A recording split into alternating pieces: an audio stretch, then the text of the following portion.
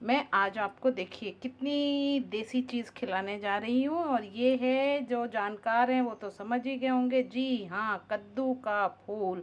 कद्दू यानी pumpkin, pumpkin का फूल। तो हम इसकी आज पकौड़ी और प्लस इसकी सब्ज़ी बनाने जा रहे हैं। अब ये देखिए, मैंने अपने पास रख लिया है बेसन और चावल के आटे का घोल है। यहाँ पे पकौड़ी तलने के लिए ये कढ़ाई मैंने चढ़ा रखी है, और ये यहाँ पे रसा लगाने के लिए मैंने कढ़ाई चढ़ा रखी है। एक साथ दो कढ़ाई चढ़ी हुई है। आप ये सोच रहे होंगे ये कढ़ाई इतनी गंदी है। जी नहीं, बिल्कुल गंदी नहीं है। ये मैंने अपनी शादी के बाद की गृहस्थी में पहले बर्तन जो ख़रीदा था वो था, तो अब ये पुरानी हो रही थी, तो मैंने कहा इसको सिर्फ तलने के लिए रख लेते हैं। तो इस तरह इस बेसन में कद्दू के फूल को मैंने डिप किया, और इसमें मैंने नमक, मिर्ची, लहसुन पीस के डाली है, और चाट मसाला डाला है। और अब हम इसको कद्दू के फूल को हम इस घोल में लेप करके और उसमें कढ़ाई में ऐसे डालते जाएंगे, और जब ये तल जाएगा तो अब हम इसका रसा लगाएंगे। अब ये देखिए, मैंने एक तरफ कढ़ाई रखी थी कि पकौड़ी बन रही है। फटाफट हम इसको डिप कर करके दो दो तीन तीन फूल एक साथ लेंगे। अच्छा, कद्दू के फूल की पकौड़ी के लिए जब भी आप कद्दू तोड़ें तो सबसे बड़ी बात आपको क्या ध्यान में रखनी है कि सूरज निकलने से पहले आप इसको तोड़ लें, या अगर बाज़ार से ख़रीद के ला रहे हैं तो फिर इसको अच्छी तरह से एक एक फूल को खोल के इसकी जो गोल वाली ऊपर टोपी होती है उसको निकालें, क्योंकि धूप होने पर कहते हैं इसके अंदर कीड़े पड़ जाते हैं। तो इसलिए उस समय हमें बहुत ध्यान से इसकी सफाई करनी। अब आप ये देख रहे हैं कि मैंने पकौड़ी के लिए कढ़ाई में ये डाल दिया है। जब तक ये कढ़ाई में पकौड़ी तल के तैयार होगी तब तक हम इधर चलते हैं। इस कढ़ाई पे मैंने मेथी पहले से डाल के लाल करके रखा था, और ये मेथी मेरी लाल हो गई है। अब यहाँ पे मेरा मसाला मैंने तैयार करके रखा हुआ है। मसाले में हल्दी, मिर्चा, लहसुन। अब आप ये सोच रहे होंगे कि हम ये कढ़ाई क्यों घुमा रहे हैं। जी हाँ, मेरी माँ कहती थी हमेशा कि कढ़ाई में जब भी तेल गरम करो तो उसको चारों तरफ चढ़ा लेना चाहिए, इससे मसाला चिपकता नहीं है और अच्छे से भुन जाता है। तो ये मैंने मेथी पहले से लाल थी। अब ये आप देखिए, मिक्सी में मैंने मसाला पीस के रखा है। इसमें है सरसों काली वाली, और लहसुन, हल्दी और मिर्चा। ये अब हम इसमें डाल देंगे। ये हमने मिक्सी में मसाला जो पीसा था ये मैंने इसमें डाल दिया। थोड़ा सा पानी हम इसमें डालेंगे, और आपको पता है कि रंगों का हमारे भोजन पर बहुत प्रभाव पड़ता है, हमारे शरीर पर बहुत प्रभाव पड़ता है। तो इस तरीके के पीले रंग के जो भोजन होते हैं वो उसमें कौन से विटामिन ज़्यादा होते हैं ये आप मुझे कमेंट बॉक्स में ज़रूर बताएं। देखिए आपका ज्ञान कितना है। आजकल हम देखते हैं कि सभी लोग चाइनीज़ खाने की तरफ बहुत भाग रहे हैं। क्यों भाग रहे हैं? क्योंकि उसमें वो तीखा होता है, वो खट्टा होता है। लेकिन क्योंकि हम अपनी रेसिपीज़ को, लॉस्ट रेसिपीज़ में ये एक तरीके से कद्दू के फूल की पकौड़ी और वो आती है, हम इन सारी रेसिपीज़ को भूलते जा रहे हैं। तो जब तक मैंने ये मसाला यहाँ भुनने के लिए डाल दिया एक साथ फटाफट, तब तक आप ये देखिए कि मेरी पकौड़ी पूरी एक तरफ से हो गई है। अब मैंने इसको दूसरी तरफ से पलट दिया है। अब ये कुरकुरी, बहुत कुरकुरी करारी होगी। आप इसे सूखा भी खा सकते हैं बिना रसे में डाले हुए, और अगर ज़्यादा फूल है तो आप इसको सूखा भी खाइए, और आप इसको रसे में भी मिला के खाइए। ये थोड़ा सा इसमें हम नमक मिलाते हैं। ये मिला दिया मैंने स्वादानुसार नमक। हालांकि मैंने लाल मिर्च पहले से ही पीस के इसमें डाली हुई है। अब इसके ऊपर से हम थोड़ा सा मिक्स गरम मसाला, और ये जो गरम मसाला है ये हम घर में खुद से बनाते हैं। अपना साबुत खड़ा मसाला बाज़ार से मंगा के और उसको अपने हिसाब से रेशियो बना के और उसको थोड़ा सा भून के कढ़ाई में, और तब हम पीस के रख लेते हैं। तो उससे बहुत दिनों तक बहुत ही शानदार खुशबू इससे आती है। अब आप ये देखिए, मैंने थोड़ा सा गरम मसाला मिलाया, नमक मिलाया, हल्दी, मिर्चा, लहसुन इसमें मिला हुआ था, सरसों मिला हुआ था। जो लोग नॉनवेज खाते हैं उनको, और मछली स्पेशली, जो सरसों के मसाले की हमारी यूपी वाली मछली होती है उसका पूरा का पूरा स्वाद इसमें आता है। तो जब तक ये मसाला भुन रहा है तब तक हम देखिए इधर कढ़ाई में मेरी ये वाली पकौड़ी एकदम लाल तल के तैयार हो गई है एकदम। आप अगर हम पास दिखाएं, ये देखिए इसकी आवाज़, क्रिस्पनेस इसकी आपको सुनाई देगी।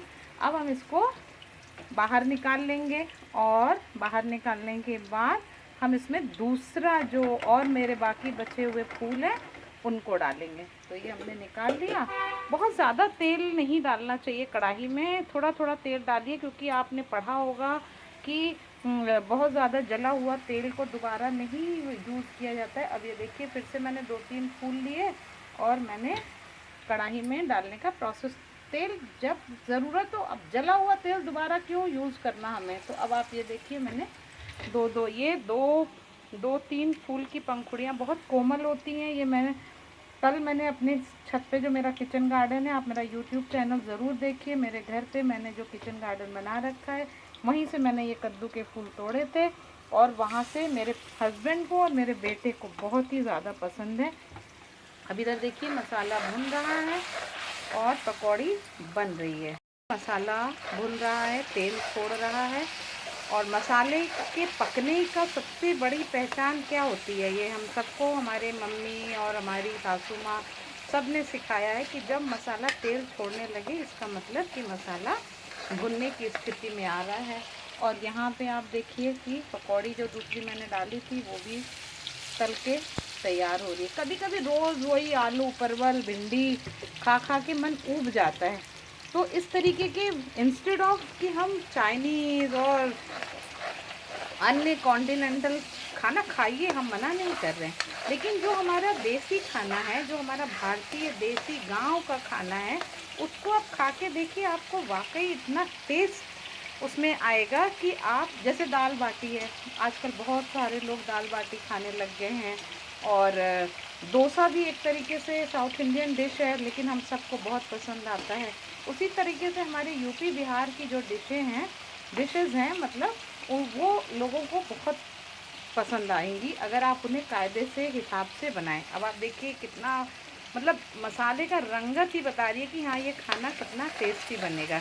अब हमारे पास कुछ ये सूखी आम की कलियाँ पड़ी हुई हैं, जो हम लोग आजकल आम आ रहा है तो आप इसको छील के सुखा लीजिए और इस आम की 2-3 फाँक को हम इसमें डाल देंगे। ये जब तक मसाले के साथ भुन जाएगी, अच्छे से भुनती रहेगी ये, धीरे धीरे हम इसको बार बार चला चला के पानी डाल डाल के भूनेंगे।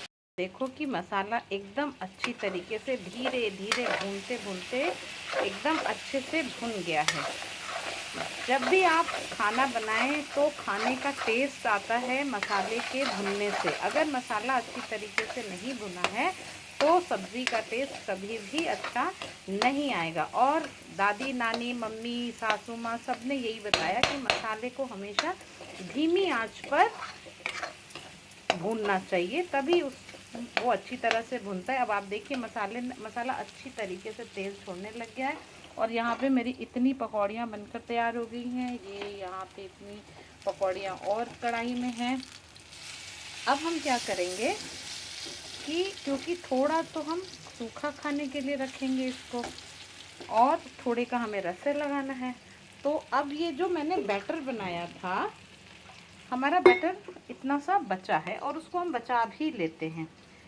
और उसी में वो जो मिक्सी में मैंने मसाला पीसा था, देखिए हम लोग जो मिडिल क्लास फैमिली होती है या कोई भी जो सुघड़ गृहिणी होती है, वो कोई भी चीज़ को बर्बाद नहीं करती है। तो अब मैंने जो बैटर बनाया था जिस डिब्बे में, वो जो मसाला पीसा था, मिक्सी का जो पानी था धो के फेंकने के बजाय मैंने इसी बैटर में मिला लिया। और पानी जो बैटर लगा था हमारा, इसमें जो चावल का आटा और बेसन था और उसमें मसाला भी मिला हुआ था, वो अब हम इस कढ़ाई में डाल देंगे। ये देखिए, ये क्या बात है, क्या बात है। अब ये पूरी ग्रेवी तैयार हो जाएगी और जब इस ग्रेवी में एक उबाल आएगा तब हम ये जो पकौड़ियाँ हैं उसको इसमें डाल। देखिए कि इसमें पूरा उबाल आ रहा है।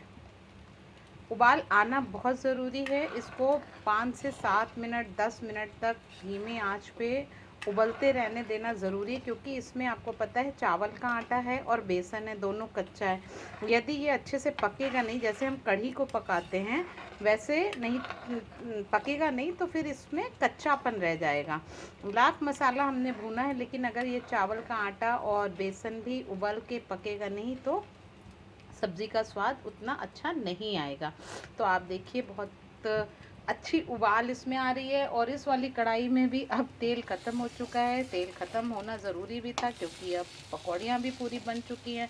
और मैंने आपको बताया था कि तेल हिसाब से डालिए, ताकि लास्ट में जला हुआ तेल बचे ना।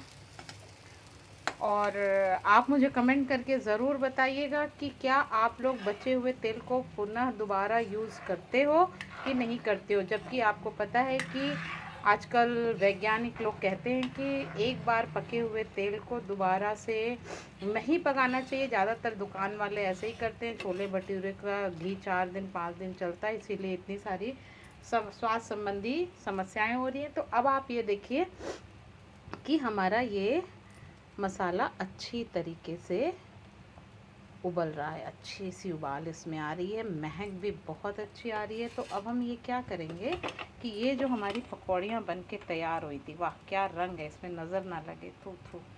तो इसमें से हम कुछ पकौड़ियों को इसमें डालेंगे। अपने घर में जितने मेंबर हैं सबके हिसाब से 2-2 पकौड़ी के हिसाब से आप इसमें इसको डाल दीजिए। मतलब एक एवरेज हम बता रहे हैं। हमारे घर में मान लीजिए 3 लोग हैं, तो हम 6-7 पकौड़ियाँ इसमें डाल देंगे। और बाकी पकौड़ियों को हम, अब इस वाली पकौड़ी में थोड़ा तेल कम है, और सूखी खाने के लिए हमें क्रिस्पी पकौड़ियाँ अच्छी लगती हैं, तो हम क्रिस्पी ये भाई कम तेल में पूरी अच्छी तरह पक गई हैं। तो हम ये वाली जो पकौड़ियाँ हैं इनको भी रसे में डाल देंगे। ये देखिए, कोई भी चीज़ इतनी महंगाई में हमें व्यर्थ क्यों ही करनी है। अब आप ये देखिए, एक बूंद भी तेल हमारी कढ़ाई में तलने वाला नहीं बचा है, और हमारा काम भी हो गया। तो आम के आम और गुठलियों के दाम। अब बाकी ये जो बची हुई पकौड़ी है, हम इसको इसमें डाल देंगे, ताकि ये खाना खाने के समय तक कुरकुरी बनी रहे। ये है अक्लमंदी, इसको कहते हैं। ये है, यही सब चीज़ें तो संगीता जी की रसोई की खासियत है। अब आप ये देखिए, अच्छे से ये पकौड़ियाँ भी इसमें हम 5 मिनट के लिए छोड़ देंगे, पकती रहेंगी।